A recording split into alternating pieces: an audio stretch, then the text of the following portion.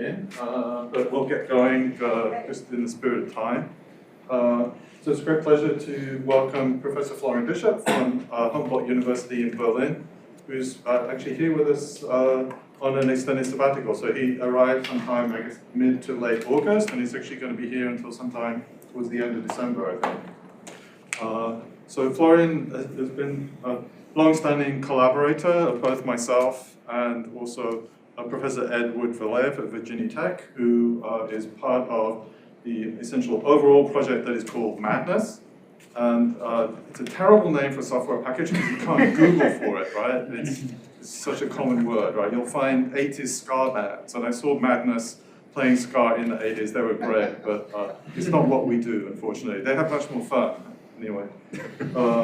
So Florian got his master's and PhD at Karlsruhe University between 2001 and 2009. And subsequently, he went to postdoc with Ed Villev at Virginia Tech.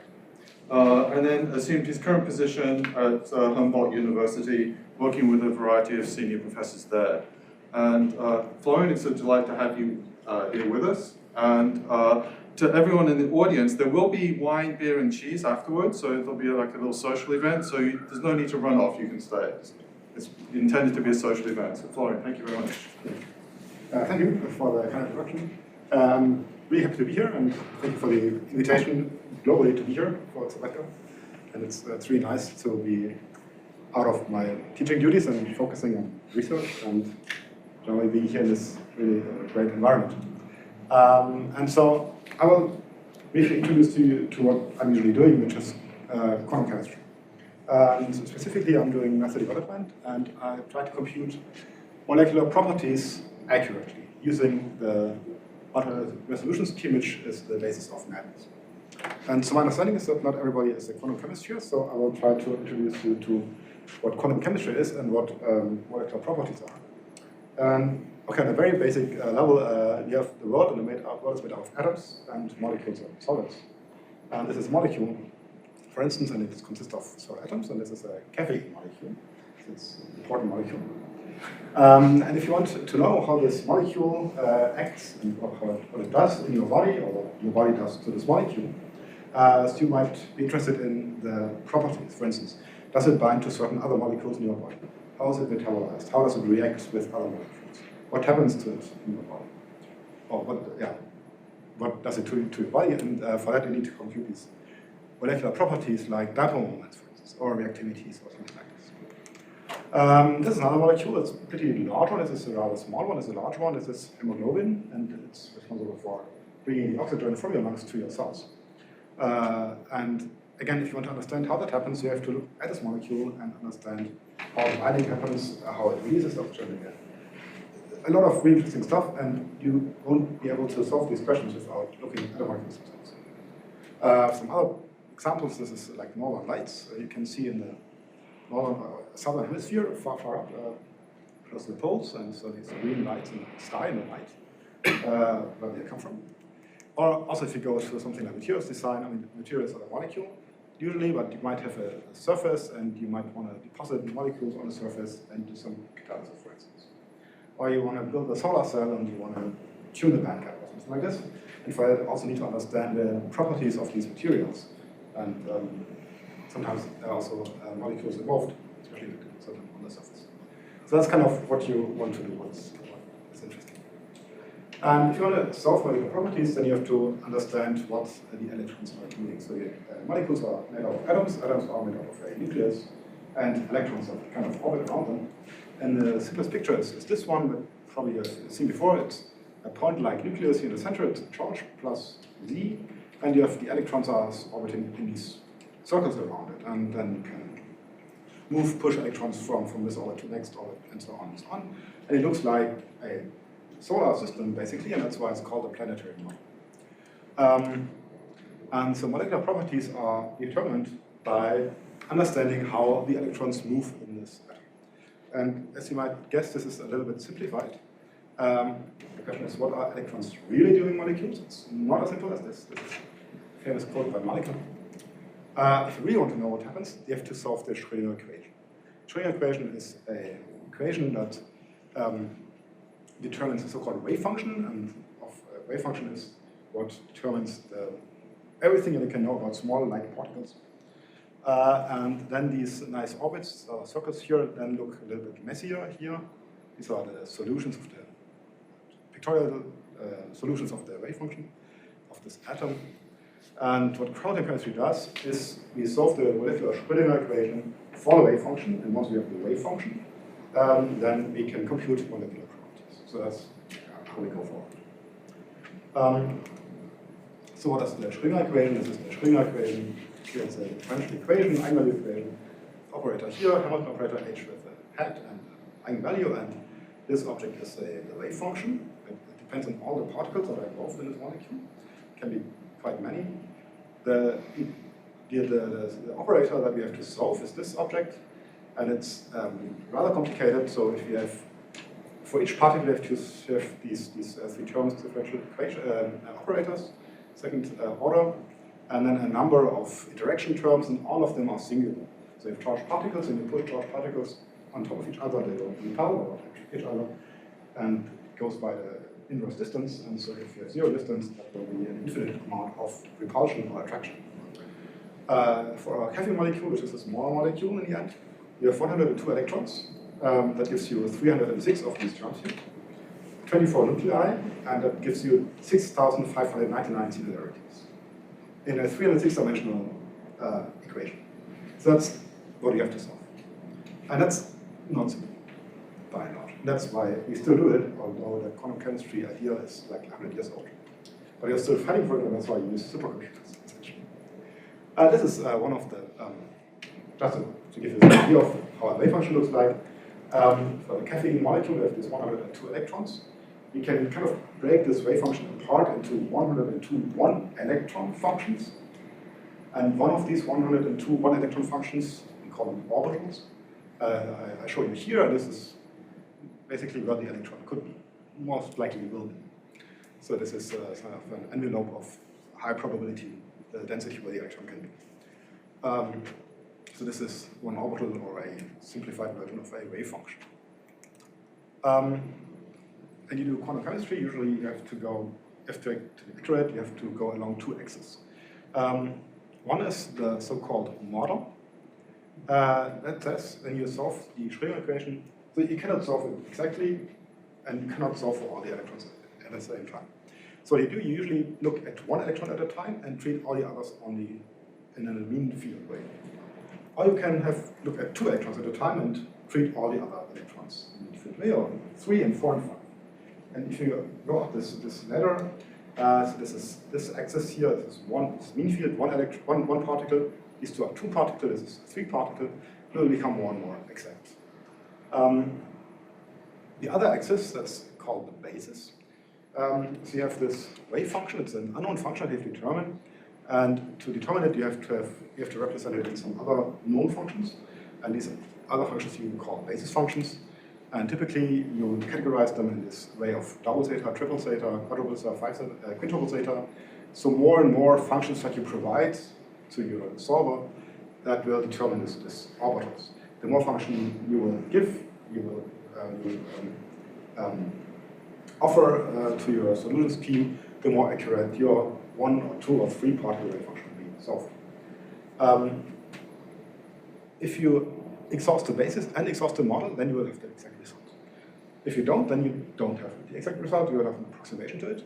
And our job is basically to understand what approximations we make and how similar they are. Typically, so it's very expensive on either axis. So either you have a good model and a poor basis, or you have a great basis and a poor model, typically. If you have a very large molecule, then this whole curve, which is the computationally accessible curve, will be pushed in this edge. And you can only have a poor model and a poor basis. If you have a very small molecule, you might be able to push it more to the top right corner. Then you have a good model and a good basis, and you will be more accurate. So small molecules usually more accurate, large molecules usually less accurate. All the research I will show you today will be on the long side of this axis. So somewhere here are the complete side of basis, so all the basis functions. MRA, I will show you later in a second how that works. But what we do is we are usually at the at a complete basis set level, but typically only at a relatively low computational model, say. That's where you are. And my research is basically to push this up here, these rungs. So on the far side of this basis axis, trying to go up this rungs.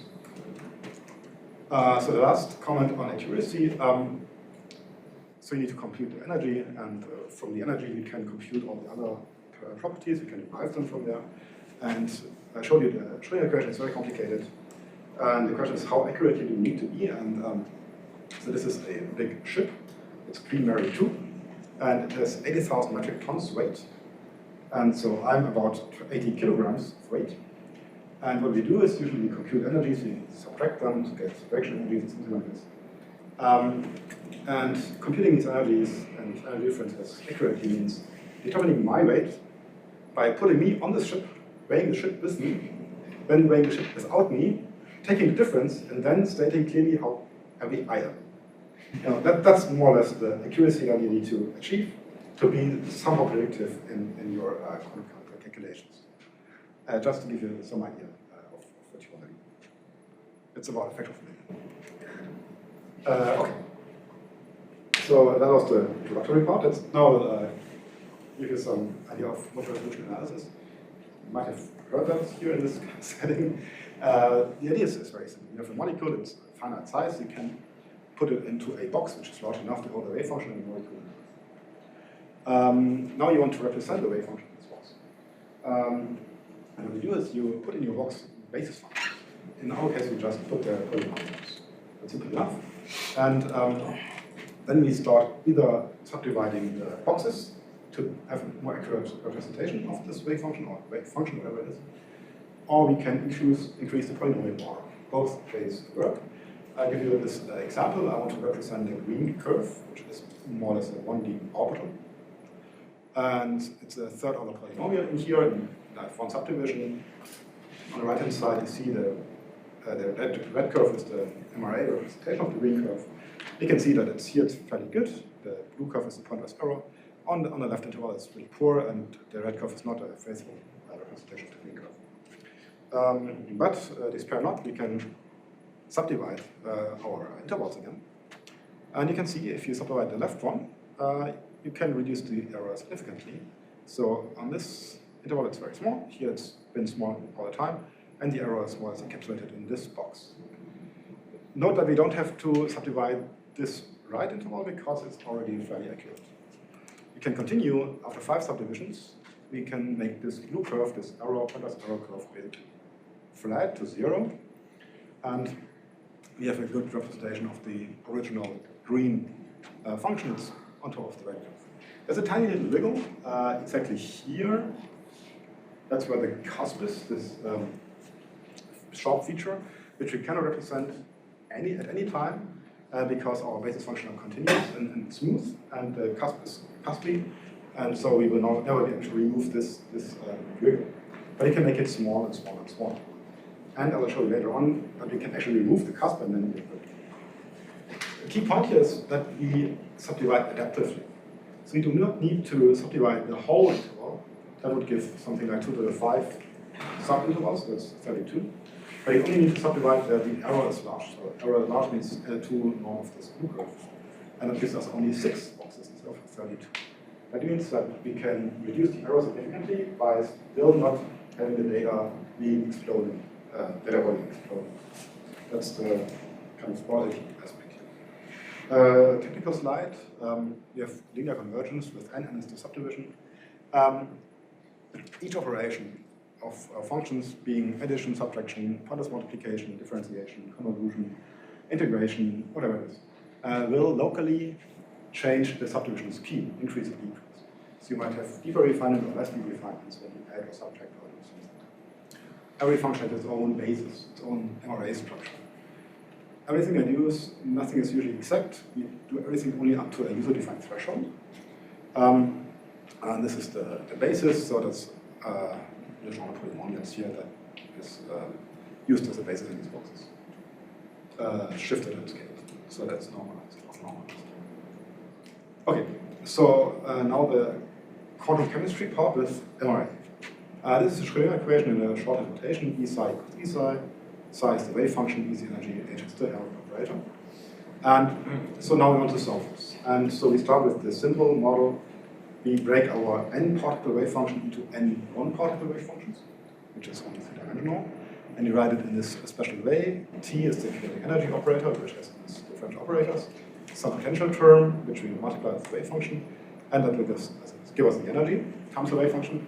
You can rearrange this and invert T minus E, and then you get a working equation for psi.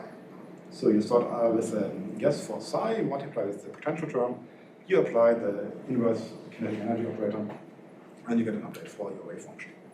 And you do that over and over again. Usually it doesn't take too long, take 10 iterations, and then you have a good solution for your Schrödinger equation. The key point is the accurate and fast application of this object. This is a convolution with a 6-dimensional kernel. It's a bounded Helmholtz or Poisson kernel, depending on what E is. And you have to apply that in a very fast and accurate way. That's where this the wavelet aspect of MRA comes up. And it's been laid out first time in 1991 by Balkan and co-workers, and done in a quantum chemistry setting actually was actually by Robert and also Craig Balkan in 2004, which was the first paper for DFT, I think. So this is an example for the MRA structure of these orbitals, these one-dimensional wave functions. You can see that different wave functions, different orbitals have different MRA subdivision schemes, and if you're a chemist or a physicist, maybe you recognize this as a water molecule. This is an orbital which is located only at this oxygen atom site. We have deep refinements here. This is an orbital which is located in diffuse. It's located at the oxygen and the hydrogen atom sites. So you have subdivisions at the nuclei, at the 3 nuclei sites. This is interesting. It's an orbital which has a nodal plane in the molecular plane. So it doesn't really see or touch the singularities anymore. Since it doesn't touch the singularities, there are no cusps in this orbital, and that is reflected also in the MRA structure. There is no deep refinement because there are no cusps. Nothing needs to be refined very deeply. Because everything which is smooth, you can represent very easily with very few coarse subdivisions. So what you will try to do is to get rid of the cusps later. You can bear that in mind. If you go to higher dimensions, say not only one particle at a time, but 2 particles at a time, you go from 3 dimensions to 6 dimensions. So 2 particles have XYZ particle 1, XYZ particle 2, 6 dimensions. And what happens then is the so-called curse of dimensions. If you have high dimensions, you have many more boxes and many more coefficients in each box. If you have 1 dimension, you subdivide your interval with 2 subintervals. If you have 3 dimensions, you subdivide your box with 3-dimensional interval with 8 sub-boxes. If you do the same with 6 dimensions, you have 64 sub-boxes. You do it twice, you have 4,000 sub-boxes. It goes very quickly. 2 to the v. These are the number of dimensions. Also, the number of coefficients in each box grows exponentially with the dimension. 10 coefficients in 1 dimension is 10 coefficients, but 10 coefficients in 6 dimensions is 10 to the 6, that's 1 million. Coefficients in a huge number of boxes. So you cannot, it's not parallel. You cannot do that just out of the box. You have to think about how to reduce the data volume here. That means you have to do both. You have to reduce the number of boxes, and you have to reduce the number of coefficients in each box. And this is by removing the singularities, because removing the singularities will remove the cusps and will make the refinement structure more coarse. And then you have to still have, in addition to that, you have to reduce the number of coefficients by doing some, for instance, singular composition. I will go briefly through both, only briefly. This is the nuclear potential.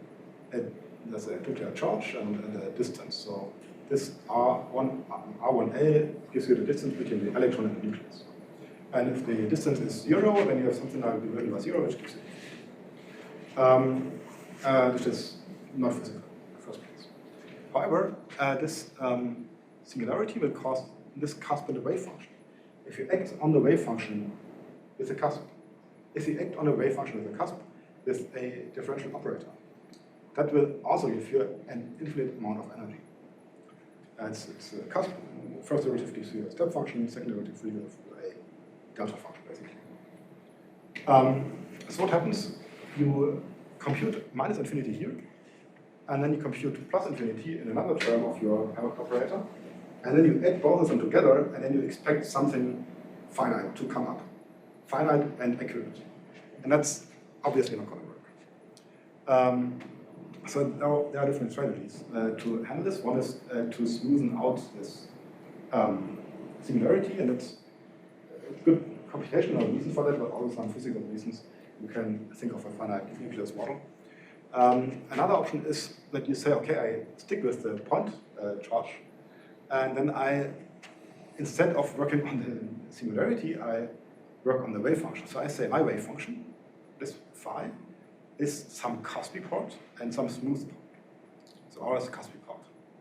And now I reformulate my equation such that I do not solve for this Cosby wave function, but for the smooth wave function. And by reformulating these equations, you automatically get rid of the singularity. I do not show these reformulation, but it's actually not that hard. It's very simple to show. This is, so when I did this, I was inspired by explicit correlation in quantum chemistry. But there's, doing literature research, I found this really nice paper from '66 by some guy named Seelig, and it's in German. But I really like this part, and since we have a computational setting, it says, okay, preliminary computing program for three-dimensional cosmic coordinates. So he did this then. In Fortran 2, there was... Fortran 2 is good anyway. Fortran 2, that's good. Not Fortran 70, that's yeah, too advanced. Yeah, I started in Fortran 4, but Fortran 2, I didn't even know that was a thing. So you can learn something. Fortran 2 literally a thing? Apparently, I mean, he writes that he used it. Fortran 2? Eyesight. Okay. This is just a cutout of this thing. So in Fortran 2, a computing program was written for a core memory of 32,000 words, in which the determining function can be stored in core memory completely. And then he also stores all the other, like the potential term and some other functions. And that gives you a grid resolution of 20 by 16 by 60 elementary cubes. So that's your grid resolution. And then he says, okay, this is a little bit too much. So a relatively large volume of these cubes. And so that they don't get too large, and so the errors in multiple differentiation and integration are too large.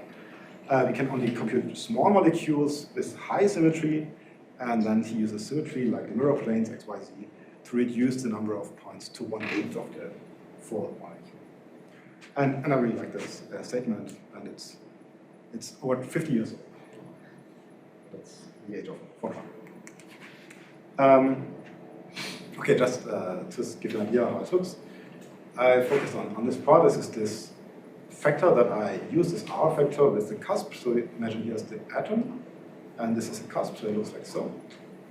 And if you use this cusp factor, then you can remove this red curve, which is singular, is potential here, to something which is finite everywhere. And that really helps you for numerical stability. Not so much in the 3D case, but a lot in the 3D case.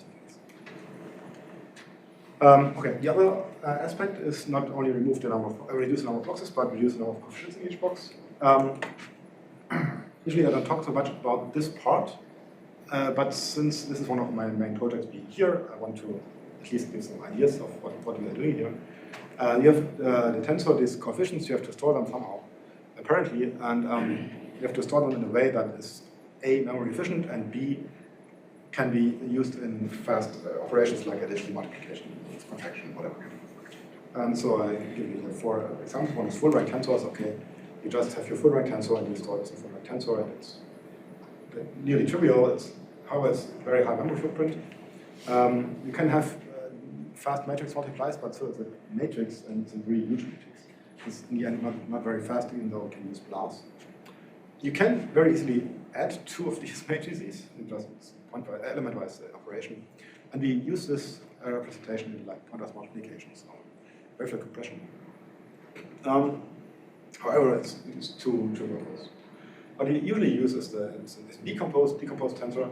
So we say, okay, our first three indices are one effective index, and the last three are also one effective index, and then we just do an SVD on this matrix, so matrixization. And usually, for most tensors, we get a very low separation rank. So if not a mathematician, so you have a large matrix and be represented by a multiplication of two very skinny matrices. And that will, if they're very, very skinny, then you can save a lot of memory. So that most of these tensors are very low rank, but not all some are actually full rank, which is really annoying. So you do spend a lot of work in the SVD composition, but you don't get anything out of it. And it's also not very homogeneous in terms of task management, task balancing. Okay, you have obviously reduced memory footprint. You can very efficiently do matrix multiplies, but if you do matrix additions in this form, that's not so simple anymore, because you have to re-SVD your results all the time over and over again. And since we have a lot of additions in this algorithm, it's the time you need to step in. Give an idea, you have the helium wave function, the P1 wave function, the memory, how much it would take for a full rank tensors and for low rank. You can see I can get a compression rate of something like 14 to 77, depending on the actual parameters here, so something like 1 to 2 orders of magnitude, that is safe in memory consumption. Also, if you do these singularity removal techniques, you can also reduce the memory requirements quite significantly from, by 30–40%. It's not as impressive as this, but it's not good enough also. Tensor train decomposition, it's a different technique. It's generally a little bit more efficient than SVD because you have more, you can recover more sparsity in a way. So you have each direction separately in one of these core tensors, it's called, and then you connect each of these core tensors with this as a common index. It's like called a tensor train. It looks like a train if you make a pictorial representation of this. You can really efficiently do a matrix multiply, but the matrix addition is again not trivial, and it's actually much more expensive than for this. And that's why you don't use it that much. Only one or two parts of the code use this. So going back to you said it was potentially 2 to 3 times more efficient. Have you gone through and done a tensor train for everything? I just did full tensor and SVD tensor and tensor train and checked how much the wave function. Okay, so on a real physical problem. Yeah. But only as memory consumption for like one object like a wave function. Okay. So it's worth doing. It is worth doing, yeah. I also tried all the algorithms with addition and operator apply, but it's just too expensive. Addition. And the problem is that in SVD you have only one rank index here. So you only double, so if you add two same tensors, you only double the rank. But here you quadruple the rank because you have always 2 rank indices. And that makes it so much more expensive. So this is the last one, separate representation. It's this form with only one common rank index here. It's potentially most efficient, but there are no good rank reduction algorithms available. If you can construct your tensor from the start in this form, then that's great, and you should definitely do it. But it's really hard to get from this form to this form. And since we don't know how to do that, maybe we figure out. I don't use it really as for the coefficients, but only as for other tensors. Okay, that was kind of the basic side, and now I want to give some examples of the molecular properties that I'm announcing in the title. One thing is our measurement analysis. So if you're a chemist, it might happen to you that you have an experimental colleague and who comes up with something like this. It's a spectrum. And he says, what is this? Tell me what is this? And then he's like, okay. And you sit down and talk to this person, and then at some point you get some more information. And these are spectra, vibrational spectra of small aluminum oxide clusters. So ALO minus, ALO 2 minus, ALO 3 minus, ALO 4 minus, ALO 2, 3 minus, ALO 2, 4 minus, and so And then it's your task, my task, as a theorist, to come up with structure suggestions. And you can construct a structure, and you can do it by chemical intuition, or you can have some algorithms for doing that for you, like genetic algorithms and so on. And then you compute a structure and a spectrum, and then you can compare. And one of the suggestions I come up with for this specific molecule, AL2O6-, which is this spectrum, we can look at this structure here, and we can compute the spectrum, and it looks very similar. You can physically assign each of these peaks from the simulated spectrum to the experimental spectrum. Sometimes they are really distinct, even tiny structure differences can make a really different spectrum, like from here to here. It looks really similar, but it's not. And sometimes it's not so distinct. If you're not a chemist, probably, so where does this come from? This comes from vibrations of the molecules. So for instance, this vibration here corresponds to this peak here, to this B peak. And for instance, this vibration here corresponds to this E peak. And you can sort of assign vibrations to these spectral features. And so how do you compute these spectra? Basically what you do is you have a molecule, you pull an atom and see how much force, how strong you have to pull. You compute the force, and if you compute the forces for all the atoms, then you can construct such a spectrum. So if you're not a quantum chemist, probably it's too much equations here. So what I want to tell you about this slide is that you compute these forces by taking the summit operator expectation, that's the energy, and taking the derivatives of that. And to do so, you have to compute the response, the reaction of the wave function with respect to this pulling the atoms. Okay. And how do you do that? You have to solve another set of equations. It's called a coupled perturbed Hartree-Fock. This is Hartree-Fock. This is the coupled perturbed Hartree-Fock. And in the end, what you have to solve is an equation that looks as the same form as the equations that I showed you before. There's some kinetic energy and some potential terms here. And you can just use our regular solution scheme that I've shown you before, a few slides before. And you can do that, and you can compute these vibrations. And for numerical stability, I want to show you this plot.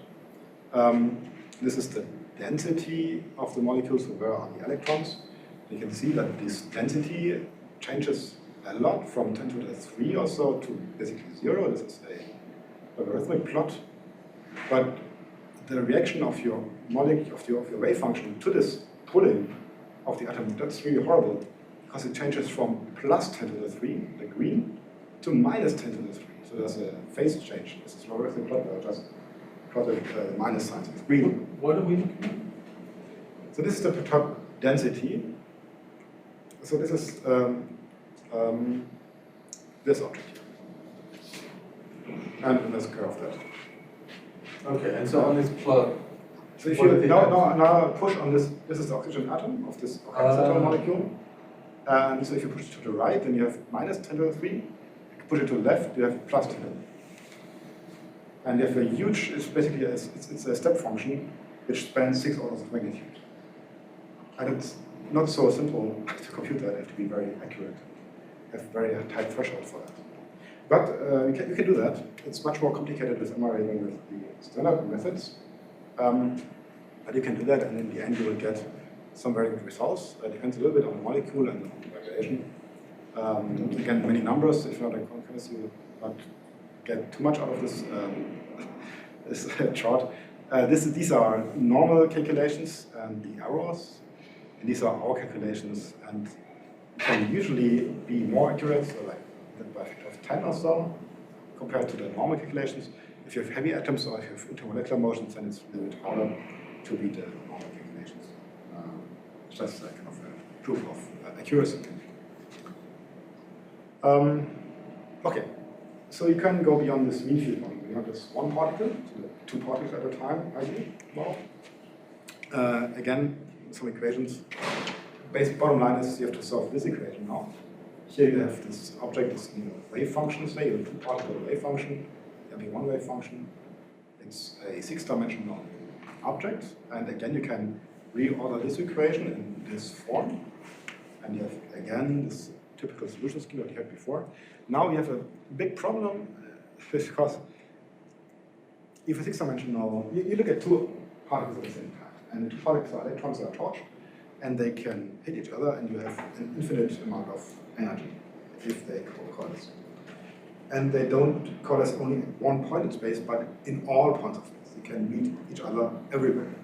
So your singularity is actually a 3-dimensional subspace of your 6-dimensional space that you're working in the first place. And that really is super expensive. And I tried to solve this equation as it's written down here when I started as a postdoc. And I ran these calculations in Oak Ridge, which was at that time the largest computer, I think, in the world, Jaguar. And it took me weeks and I think 12,000 cores at a time to actually converge this equation. So because there are kind of all-time limits involved, I had to run one iteration for 6 hours on 10,000 cores, 12,000 cores, and then it would stop. And then I had to resubmit it again and wait for a couple of days, and it would stop again and do one iteration at a time. And that was horrible. You're not allowed to chain the jobs so that they will be waiting in the queue for... So, some computer facilities let you do that, some others are more picky. So the problem is I needed more time, but for that I had to request more processors. Okay. And so I just cranked up the number of processors to get more war time. That's probably not the most efficient use of this computer, I would say. But I mean, in the end, it's kind of semi-converged. I did only, say, 6 of these iterations, and then the rest I extrapolated because it's too expensive. And later on, when I did the singularization stuff, I could do the same calculation in an afternoon. On a one-core machine, sorry, as one node, 16-core machine. So an increase of efficiency by a factor of, I don't know, thousands. That's how important this one term is, which looks innocent, but it's not at all. Yeah, this slide again. If you go with this equation, red is singularities, that's horrible, which I just told you. If you go with this equation, trying to regularize, you save a factor of 1,000 or so.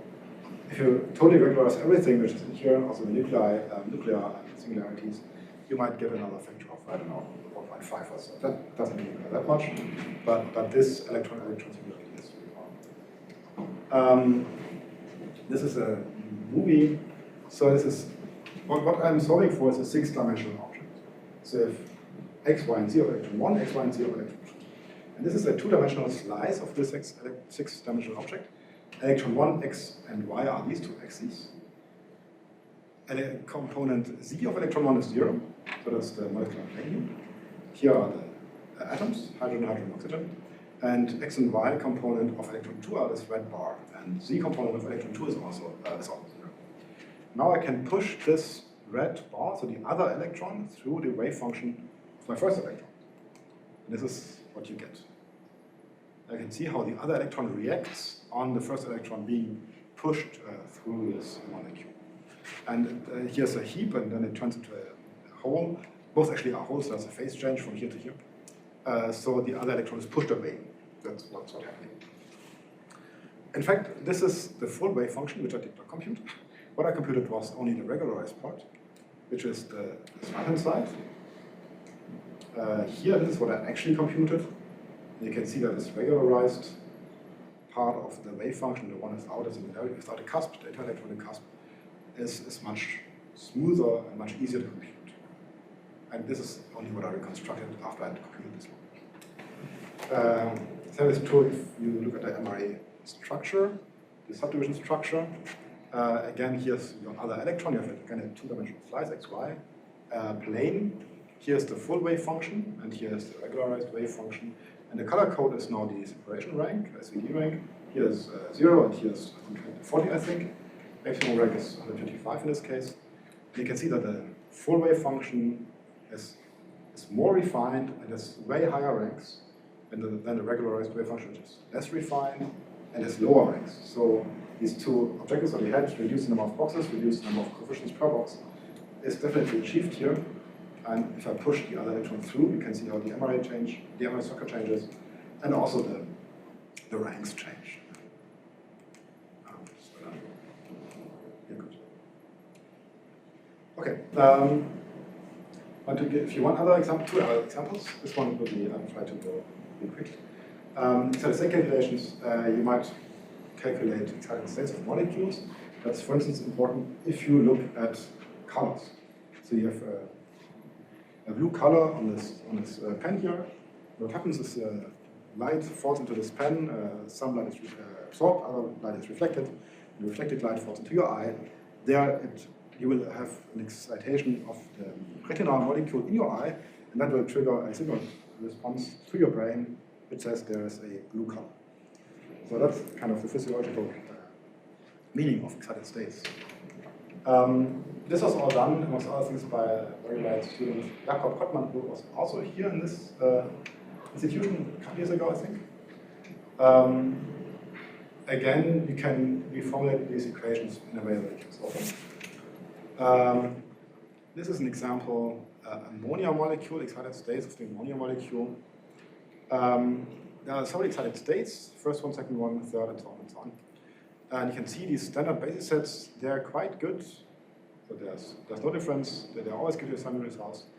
For slower lying excited states, no matter which basis set, which regular basis set you use, or MRAs always gives you the same result. Same is true here.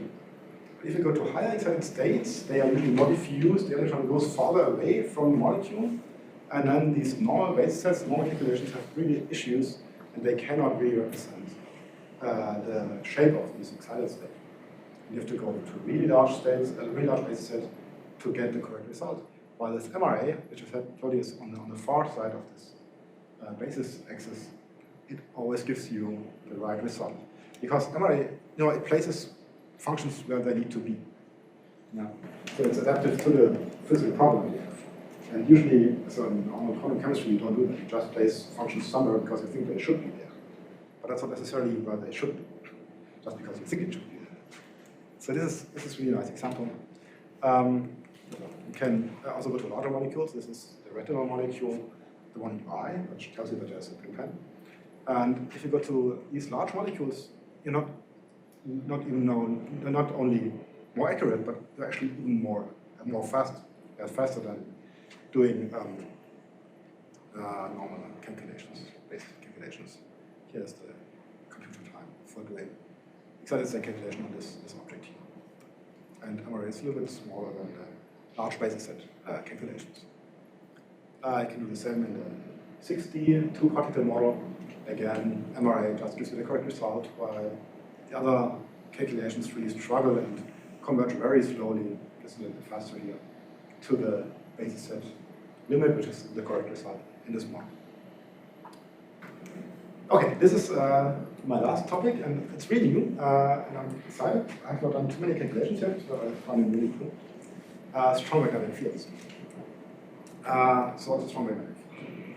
So usually you have a molecule and you have forces that are acting on the particles charged, so the Coulomb force, the partial attraction of charged particles. And magnetic fields are usually not present or very small, so you usually just ignore them. If you have a magnetic field in there, then they are so small that you ignore them and you compute this wave function itself, and then you only estimate how this magnetic field might change the wave function after the fact that you have computed the wave function. It's called a computational treatment. But what happens if your magnetic field is as large as your Coulomb forces in the molecule? Then you cannot do that anymore. Then you have to treat the magnetic and electric forces on the same field. So what is a strong magnetic field? So there should be about 1 atomic unit, it's 10 to the 5 Tesla. Tesla is the unit of magnetic field strength. The magnetic field strength of the Earth is 10 to the minus 5. That's what gives you the green lights, the polar lights, up here and there. Fringe magnet, 10 to the minus 3 Tesla, that's still small. 8 out of 3 small. I saw this NMR machine, which is pretty recent and is pretty strong, 26 Tesla.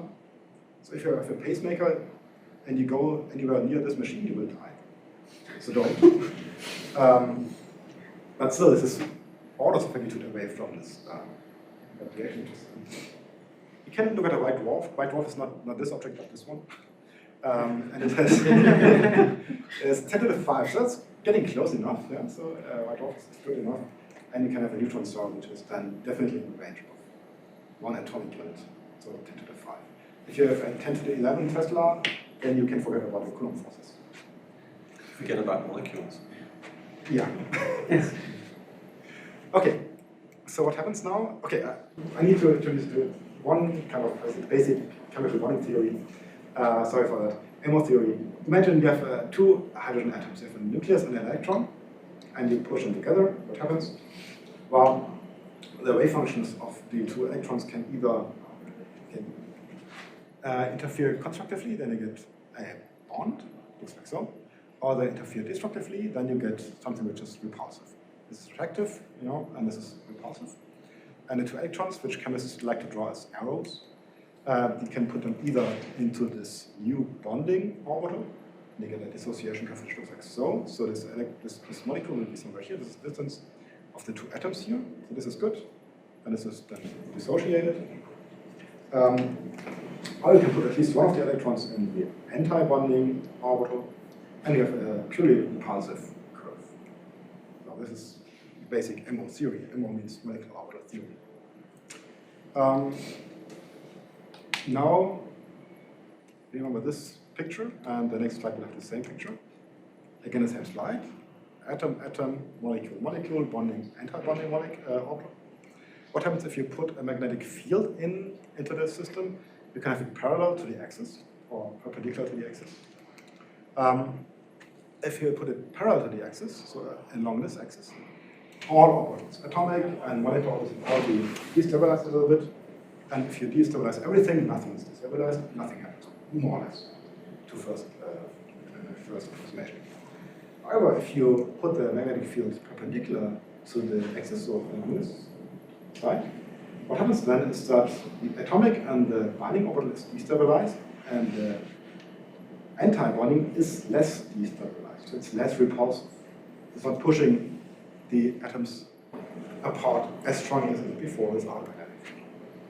And so you can have a look at how this works. So I apologize for this being more functional than nice, this plot. You have this repulsive curve here, and so you have here the distance, and you have here the orientation of your molecule. So parallel means it's along the axis, and perpendicular here 90 degrees, that's perpendicular. And if you don't have a magnetic field, then you just have this repulsive curve in all orientations. Doesn't matter. Okay, now if I switch on the magnetic field to 0.1, doesn't really change that much. 0.2, you can see that slowly here on the perpendicular side it's less repulsive than on the parallel side. 0.5, it gets more and more pronounced. 1.0 atomic units, even more. And then at 2.0 atomic units, you can see here that you actually have a minimum here on the control plot. It's about at 2 or so indeed you have now a minimum, a bond, and a PS, which is usually just repulsive. And this has been famously known as perpendicular bonding by some 5 years or so of science. However, so the theory is that you have the parallel and the perpendicular bond. So the more perpendicular your molecule is, the more it should be attractive. That's not quite the case, because if you increase it even further to 5 atomic units, you can see that the perpendicular orientation is actually not the most stable one. But some orientation about 30 or 40 degrees is much more stable. So it's not perpendicular anymore, but it's tilted. Which is which I really find interesting. And I haven't really found out why that is. These are very new calculations. What does the wave function look like at this point? Is it still like a superposition of the S states, or has it been? No. It's, yeah, I will show you the. So it's still the bonding and the anti-bonding, but they are more complex and they are rotating. I will show you this. So this is really interesting and the ongoing work. And so why is this cool forever? Usually when you have a fixed basis set, it's really hard to make these calculations accurate. Because the orbitals, they get really squashed together, and elongated and reshaped, and the basis functions that we have just can't do that, and they would also depend on the strength of the magnetic field. Here, the molecule gets distorted. This is this anti-bonding molecule, orbital, sorry, from side view and top view, and if I increase the magnetic field, you can see how this kind of starts like turning into a donut shape as the electrons kind of spin around here. And if you increase the magnetic field even more, the whole orbital is compressed to something that it's not even. So the field axis is into the plane? The field axis is here, you look along the field, and here's the field axis like this. So it is side view, top view.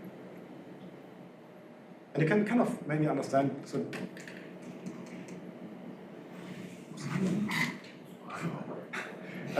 if you have a medium-sized magnetic field, you have a bond here, and you can see that the electrons spin more and more closer to the electrons. And this is also the reason, I think, why you have the minimum for a magnetic field of 2 at more or less 2 Bohr, but you increase the magnetic field size, and it's getting significantly closer to each other. And a behavior like this is really hard to represent with Gaussian basis functions. Also, if you, this is also nice. So I told you that the magnetic field strength and the Coulomb strength is more or less the same size. That is, the electrons don't really have to listen to both. So usually when you have only a Coulomb field, you would have the molecule spinning around, and it would just spin and nothing would happen. But now since you have the magnetic field as well, the electrons don't want to spin. But if you make them spin, you can see how the orbitals kind of fight against being spun around. Right? So the orbitals the electron wants to still stay in this spinning perpendicular to the B field, but it can't anymore. And so you can see this competition between Coulomb and. So what's happened to the Born-Oppenheimer approximation at this point? That is still valid. So it's not crossing electronic states? Yeah, okay.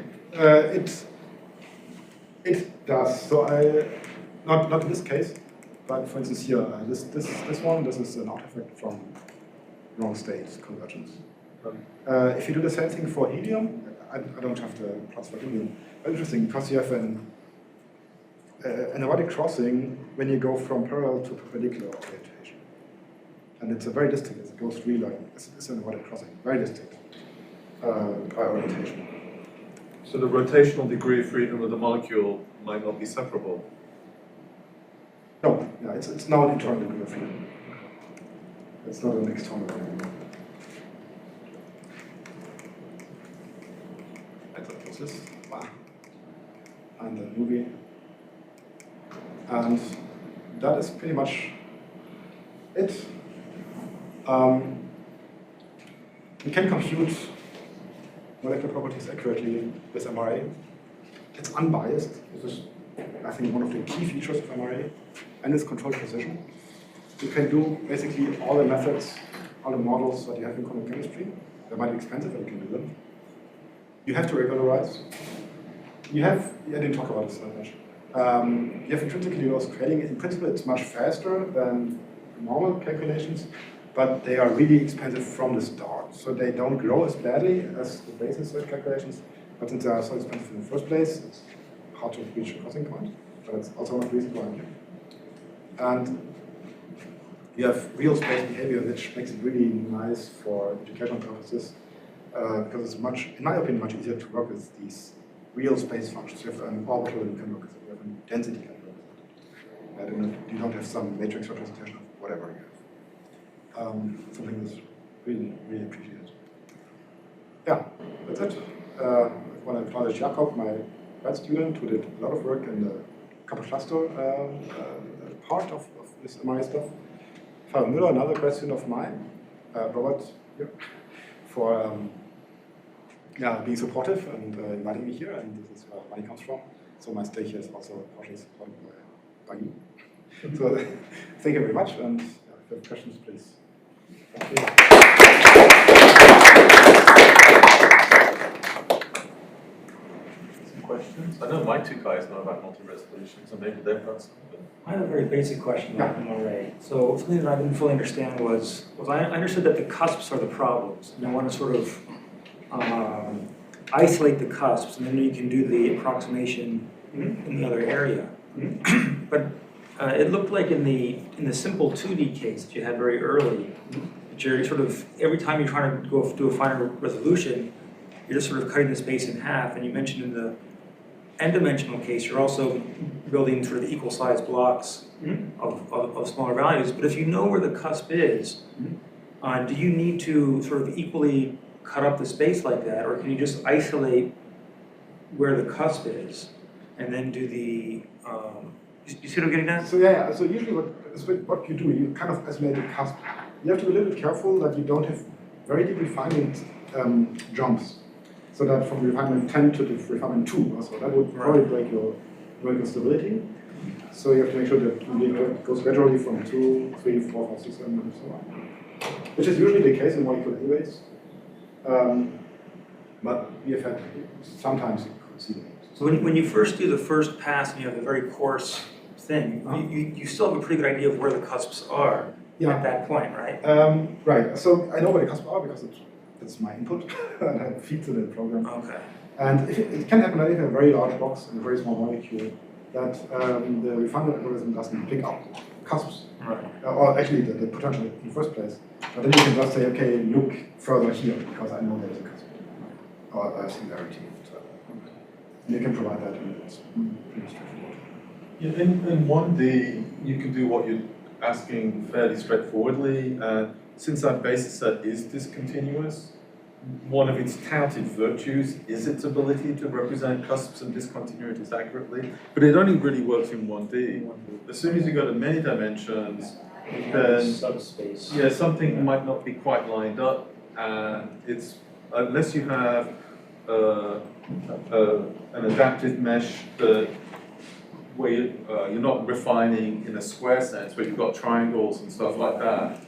So that's more general finite element analysis, and there's virtues to that, but there's also negative sides. So Florian mentioned being able to use these intractable operators. We can only do that by using this structured basis set that has got, it's square and it's easily refinable. As soon as we move away from that, the algebraic structure goes that we rely on. I see. Thanks. Is an exascale system going to be big enough to do really interesting things? I hope so. The bigger the merrier, I would say. Actually, we should have a conversation with you, Tony, because part of what Florian wants to accomplish here is address some of the parallel scalability issues so that the code scales well for some types of calculations, but for Florian's stuff, he's got much larger blobs of data with more irregular computations, and we don't quite know what's going on right now. Is it communication? Is it scheduling? Is it load balance? Yeah, we discussed that a little bit during those fire drills. Okay, good. I promise that, so there are several steps. So the first thing I have to think about the tensors, because that will to some extent determine when it burns. If it's, so where do the computation happens at the operator application part or the addition part, and then, so which is more expensive to do. And so I have to think of it's not consecutive, unfortunately. Cannot really parallel. But I will, so I said, these are the two things, tensors and parallels, which I want to accomplish for here. And implementation is based on API. That can't The implementation it's a hybrid implementation, API or threads. API and API? API and threads. Oh, threads. Do you use like It's all TBB.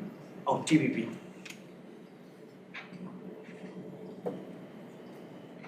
That's a heresy in our group, of course. It's fast, man. We have to be loyal with MP. Yeah, we should wrap up the conversation, and then there's beer, cheese, and stuff outside. So thank you very much again, Florian. Yeah.